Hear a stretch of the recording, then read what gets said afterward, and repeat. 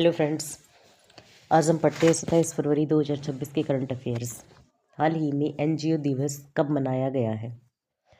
तो एनजीओ दिवस जो है ये मनाया गया है 27 फरवरी, ऑप्शन बी।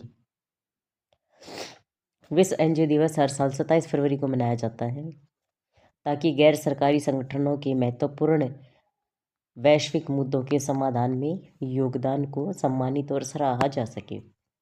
27 तारीख आते ही 27 सितंबर याद आना चाहिए। 27 सितंबर को मनाया जाता है विश्व वैश्विक पर्यटन दिवस। अगले प्रश्न पे चलते हैं। इंस्टाग्राम पर 100 मिलियन फॉलोअर्स वाले दुनिया के पहले नेता कौन बन गए हैं? तो इंस्टाग्राम पर 100 मिलियन फॉलोअर्स हो गए हैं हमारे प्रधानमंत्री नरेंद्र मोदी के। अभी जो है हमारे प्रधानमंत्री मोदी जी हैं, उनको इजराइल की संसद ने speaker of the Knesset medal दिया है, जो इजराइल का सर्वोच्च सम्मान है। इजराइल की जो संसद है उसको क्या बोलते हैं? कई बार एग्जाम में आता है ये क्वेश्चन। तो इजराइल की संसद को नेशेट कहा जाता है। और जब इजराइल की संसद प्रधानमंत्री नरेंद्र मोदी ने संबोधित किया तो इनको स्टैंडिंग एविएशन मिला था यहाँ पे। 17 सितंबर को भारत ने इजराइल को आधिकारिक रूप से राष्ट्र की मान्यता दी। 17 सितंबर के दिन, मोदी साहब के जन्मदिन पर, 17 सितंबर 1950 प्रधानमंत्री मोदी का जन्म दिवस। अगले प्रश्न पे चलते हैं। हाल ही में किस राज्य ने पीएम श्री स्कूल योजना की तर्ज पर राज्य में सीएम श्री स्कूल शुरू करने की घोषणा की है? तो पीएम श्री के तर्ज पर सीएम श्री जो है ये की है हरियाणा ने। तो हरियाणा की जो राजधानी है वो चंडीगढ़ है। मुख्यमंत्री हैं हरियाणा के नायब सिंह सैनी। गवर्नर है प्रोफेसर असीम कुमार घोष। 72वीं महिला सीनियर्स राष्ट्रीय कबड्डी टूर्नामेंट 2026 का खिताब हरियाणा ने जीता। 39वां सूरजकुंड अंतर्राष्ट्रीय शिल्प मेला फरीदाबाद में हुआ। हरियाणा कबड्डी चैंपियंस लीग 2026 के पहले सत्र की मेजबानी करेगा। भारत की पहली हाइड्रोजन चालित ट्रेन हरियाणा में चलेगी। हांसी हरियाणा का 23वां जिला बना। राष्ट्रपति द्रौपदी मुर्मू ने अंबाला एयरबेस से राफेल जेट में उड़ान भरी। गृह मंत्री अमित शाह ने मानेसर में एनएसजी के विशेष अभियान प्रशिक्षण केंद्र की आधारशिला रखी। भारत का पहला क्यूआर आधारित ट्रैफिक चालान भुगतान कियोस्क गुरुग्राम में स्थापित किया गया। आईएसए इंटरनेशनल सोलर अलायंस, इसका मुख्यालय कहाँ है? गुरुग्राम में। हरियाणा में अभी लाडो लक्ष्मी योजना शुरू की गई है। हरियाणा के भिवानी जिले में हड़प्पा सभ्यता के 2 स्थल हैं, मिताथल और टिगरान। उनको संरक्षित घोषित किया गया है। नेशनल पार्क है आपके कालेश्वर और सुल्तानपुर नेशनल पार्क है। यहाँ पे वन्य जीव अभ्यारण्य है कोलेतान, बीर शिकारगढ़, नाहर, छिलछिला, खप्परवास। तो इतना आपको हरियाणा के बारे में याद रखना है। अगले प्रश्न पे चलते हैं। हाल ही में किस स्थान पर सड़क दुर्घटना के पीड़ितों की मदद करने वाले नागरिकों के लिए राहवीर योजना शुरू की गई है? तो ये की गई है दिल्ली में। दिल्ली की मुख्यमंत्री रेखा गुप्ता है। लेफ्टिनेंट गवर्नर है विनय कुमार सक्सेना। दिल्ली की पुलिस ने सोशल मीडिया के बढ़ते दुरुपयोग को रोकने के लिए कौन सा अभियान शुरू किया है? तो ये क्या है? ऑपरेशन शस्त्र अभियान। भारत के पहले एआई संचालित स्कूल मॉडल का अनावरण भी दिल्ली में किया गया है। दिल्ली सरकार ने पिंक सहेली स्मार्ट कार्ड शुरू किया। एम्स दिल्ली में पहली रोबोट सहायता प्राप्त किडनी प्रत्यारोपण सर्जरी की गई। एम्स दिल्ली ने जो बच्चे डिप्रेशन में चले जाते हैं उनके लिए एक ऐप लॉन्च किया है। कौन सा ऐप लॉन्च किया है? Never alone app. दिल्ली के मुख्यमंत्री ने नागरिक शिकायतों के लिए जन सुनवाई पोर्टल लॉन्च किया। दिल्ली सरकार ने भू आधार की घोषणा की। दिल्ली सरकार ने लखपति बिटिया योजना शुरू की है। इतना आपको दिल्ली के बारे में याद रखना है। अगले प्रश्न पे चलते हैं। हाल ही में किसे यूनाइटेड नेशंस ने रोड सेफ्टी के लिए ग्लोबल चैंपियन चुना है? तो ये चुना है क्रिकेटर सचिन तेंदुलकर को। Option D. अगले प्रश्न पे चलते हैं।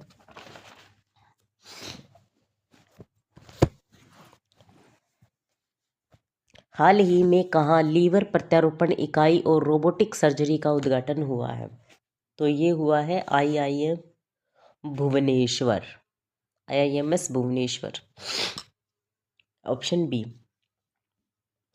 हमारे केंद्रीय आयुष जो मंत्री हैं वो है JP नड्डा। इन्होंने इनको वर्चुअली किया है।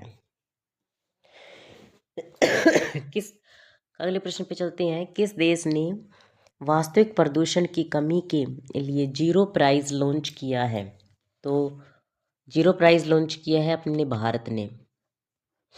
वास्तविक प्रदूषण की कमी लाने के लिए जीरो प्राइज का बजट जो है वो 5 करोड़ रुपए का अभी रखा गया है। भारत के जो UPI सिस्टम है उसने वीज़ा को पीछे छोड़ दिया है और IMF ने UPI को दुनिया का सबसे बड़ा रियल टाइम पेमेंट सिस्टम माना है। भारत की साक्षरता दर बढ़कर अब कितनी हो गई है? 80.9%। अभी AI इम्पैक्ट समिट भी भारत में हो रहा है, भारत मंडपम दिल्ली में। भारत में कुल रामसर स्थल है वो है 98। विश्व प्रेस स्वतंत्रता सूचकांक में भारत 151वें नंबर पर है, नॉर्वे पहले नंबर पर रहा। 18वां ब्रिक्स समिट 2026 कहाँ प्रस्तावित है? भारत में। 19वां चीन में और 17वां जो हो चुका है वो कहाँ हुआ है वो आप कमेंट बॉक्स में बताइए। भारत ने छठी बार ICC अंडर-19 वर्ल्ड कप 2026 जीता। भारत की पहली LNG diesel dual fuel diesel electric multiple unit train जो है ये अहमदाबाद में शुरू की गई। अहमदाबाद में 2030 के जो कॉमनवेल्थ गेम्स होंगे वो अहमदाबाद में होंगे। भारत पहली बार वेमर ट्रायंगल कूटनीति में शामिल हुआ। अपने देश भारत ने पहली बार स्क्वैश वर्ल्ड कप जीता है। भारत ने हवाई खतरों से निपटने के लिए मिशन सुदर्शन चक्र भी लॉन्च किया था। दुनिया का सबसे बड़ा पेटेंट फाइलर अपना देश भारत बना है। भारत में पहली बार नदी डॉल्फिन का सर्वेक्षण हुआ था और भारत में 6300 से अधिक नदी डॉल्फिन पाए गए थे। भारत ने वीजा में एक नई कैटेगरी शुरू की है, आयुष वीजा। आयुष दिवस 23 सितंबर। हैंडली पासपोर्ट इंडेक्स 2026 भारत 80वें स्थान पर रहा है, सिंगापुर पहले स्थान पर। फरवरी 2026 में जो इंडेक्स जारी हुआ था उसमें 75वें स्थान पर रहा है भारत। भारत 2027 एशियाई शूटिंग चैंपियनशिप की मेज़बानी करेगा। भारत 95 देशों को जोड़कर पहले वैश्विक बिग कैट शिखर सम्मेलन की मेज़बानी करेगा। भारत के वैज्ञानिकों ने धूप से चलने वाला स्वतः चार्जिंग ऊर्जा उपकरण विकसित किया। भारत दुनिया का दूसरा सबसे बड़ा 5G सब्सक्राइबर बेस देश बन गया है। तो इतना आपको भारत के बारे में याद रखना है। अगले प्रश्न पे चलते हैं।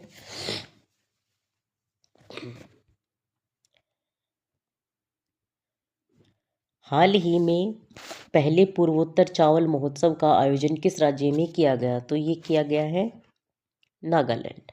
पहले पूर्वोत्तर चावल महोत्सव का जो आयोजन है ये नागालैंड में किया गया है। नागालैंड की राजधानी कोहिमा है।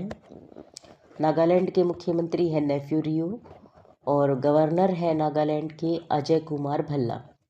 नागालैंड में पेंगोलिन के शिकार और व्यापार पर बैन लगाया गया है। नागालैंड में रुसोमा संतरा महोत्सव आयोजित किया गया। अगले प्रश्न पे चलते हैं। हाल ही में किस राज्य की बेला ग्राम पंचायत भारत की पहली नेट जीरो पंचायत बन गई है? तो बेला ग्राम पंचायत कहाँ है? महाराष्ट्र में।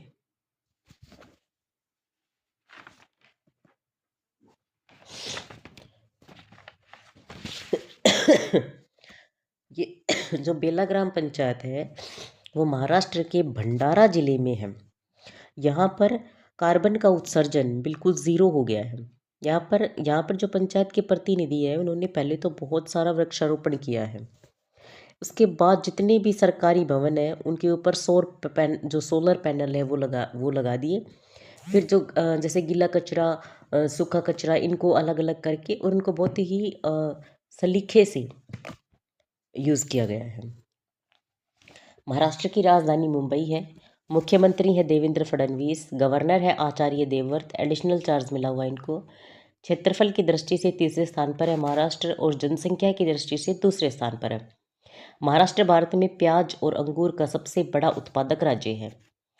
रक्षा मंत्री राजनाथ सिंह ने नागपुर में गोला बारूद इकाई का उद्घाटन किया। Bharat Ratna doctor Baba Sahib Ambedkar advocate training and research centre का उद्घाटन नवी मुंबई में हुआ। गणतंत्र दिवस 2026 की झांकियों में महाराष्ट्र की झांकी ने प्रथम स्थान प्राप्त किया। भारतीय वायुसेना ने नासिक में भव्य एयर शो आयोजित किया। टाटा ग्रुप महाराष्ट्र की एआई इनोवेशन सिटी में $11 बिलियन का निवेश करेगा। महाराष्ट्र का सोंदला भारत का पहला जाति मुक्त गांव बन गया है। महाराष्ट्र में स्थित वसई कैथेड्रल को संरक्षण के लिए यूनेस्को अवार्ड प्रदान किया गया है। भारत का पहला म्यूजिकल जो रोड है वो मुंबई में ही बनेगा। अगले प्रश्न पे चलते हैं। हाल ही में किस देश ने 40 देशों से पोल्ट्री और अंडों के आयात पर प्रतिबंध लगा दिया है? तो पोल्ट्री और अंडों के आयात पर प्रतिबंध लगाया है सऊदी अरब ने। राजधानी है सऊदी अरब की रियाद। सऊदी अरब में P4 जागरूकता कार्यक्रम के साथ तेलुगु भाषा दिवस मनाया गया। भारत और सऊदी अरब ने समुद्री सहयोग बढ़ाने के लिए संयुक्त कार्य समूह का गठन किया है। अगले प्रश्न पे चलते हैं। हाल ही में UIDAI ने आधार केंद्रों को गूगल मैप्स पर प्रदर्शित करने के लिए किस कंपनी के साथ साझेदारी की है? तो ये की है गूगल के साथ। UIDAI ने गूगल के साथ साझेदारी की है। अगले प्रश्न पे चलते हैं। भारत और किस देश ने वन्यजीव सहयोग बढ़ाने के लिए समझौता किया है? तो भारत और नेपाल ने वन्यजीव सहयोग बढ़ाने के लिए समझौता किया है। नेपाल की जो राजधानी है वो काठमांडू है। नेपाल की कामेरिता शेरपा ने 31 बार माउंट एवरेस्ट पर चढ़ाई की, जो कि सबसे अधिक बार चढ़ाई की है। एक्सरसाइज जो होती है भारत और नेपाल के बीच में वो होती है सूर्य किरण। RBI ने नेपाल को भारतीय रुपए में उधार देने की अनुमति दी। तो ये हो गई 27 फरवरी की करंट अफेयर। Thank you.